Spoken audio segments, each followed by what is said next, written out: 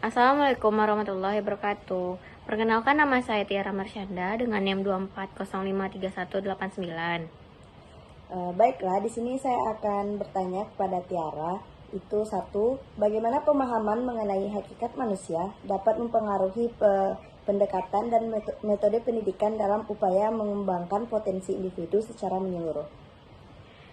1. Hakikat manusia dan pendekatan pendidikan. Pemahaman mengenai hakikat manusia sebagai makhluk sosial, rasional, dan memiliki potensi yang beragam dapat mempengaruhi pendekatan yang metode pendidikan.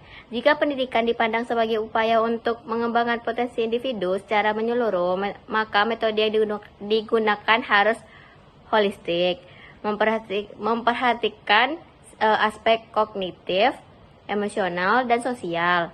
Pendekatan seperti pembelajaran berbasis proyek, pengembangan karakter dapat diterapkan untuk mengakomodasi berbagai aspek perkembangan peserta didik, sehingga mereka dapat tumbuh menjadi individu yang seimbang dan berdaya saing.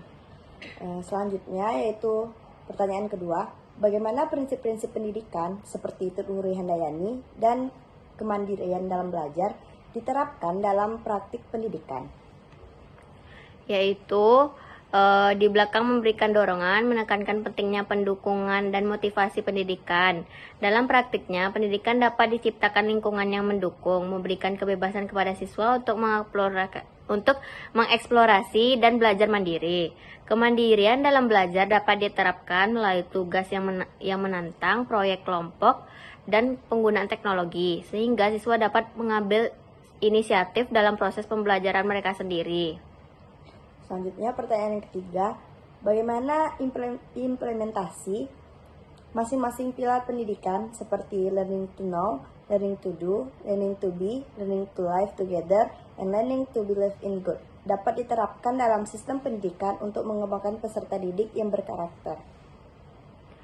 Learning to know mendorong siswa untuk mengembangkan rasa ingin tahu dan kemampuan berpikir kritis, pembelajaran aktif. Learning to do menyediakan pengalaman praktif yang keterampilan melalui proyek, magang, atau praktik kerja. Learning to be mengembangkan karakter yang kepribadian siswa melalui pendidikan, karakter yang kegiatannya ekstrakurikuler. Selanjutnya, learning to live together mendorong kerjasama, empati, pemahaman antar budaya, dan interaksi sosial di sekolah.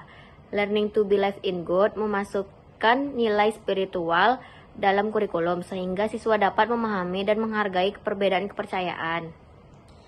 Selanjutnya pertanyaan keempat, bagaimana fungsi dan tujuan dasar sistem pendidikan nasional diterapkan dalam jalur dan jenjang pendidikan? Fungsi dan tujuan dasar sistem pendidikan nasional. Sistem pendidikan nasional bertujuan untuk menciptakan manusia beriman, bertakwa, berakhlak mulia, serta sehat, terampil, dan mandiri. Penerapan ini dapat dilihat dari berbagai jalur pendidikan, formal, non-formal, informal.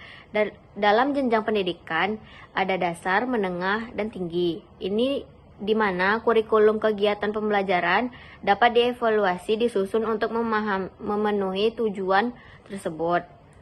Pertanyaan yang terakhir, bagaimana setiap komponen dalam sistem pendidikan seperti tujuan, pendidikan, peserta didik, dan metode saling mendukung untuk mencapai hasil pendidikan yang berkualitas? Yaitu pendidikan peserta didik dan metode harus dilakukan adalah misalnya tujuan pendidikan yang jelas akan memadu pendidikan yang merancang metode yang efektif. Pendidikan yang kompeten dapat menginspirasi peserta didik untuk aktif berpartisipasi. Sementara peserta didik yang termotivasi akan lebih terbuka terhadap metode yang digunakan. Kerjasama antara komponen ini untuk mencapai hasil pendidikan yang berkualitas dan relevan dengan kebutuhan masyarakat. Sebelum saya akhiri, saya ingin mengajak masyarakat untuk bersama-sama kita menciptakan masyarakat yang lebih baik melalui pendidikan. Setiap anak berhak mendapatkan pendidikan yang layak.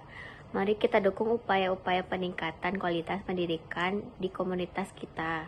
Bye-bye, sekian dulu.